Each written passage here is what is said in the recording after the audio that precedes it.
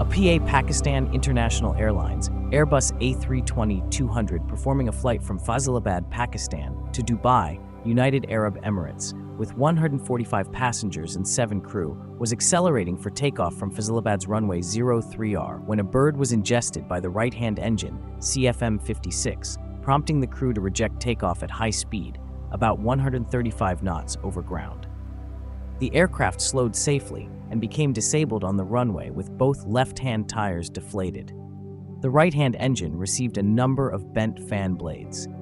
The occurrence aircraft remained on the ground in Faisalabad for about 56 hours before returning to service, performing the next scheduled flight, PK-2223.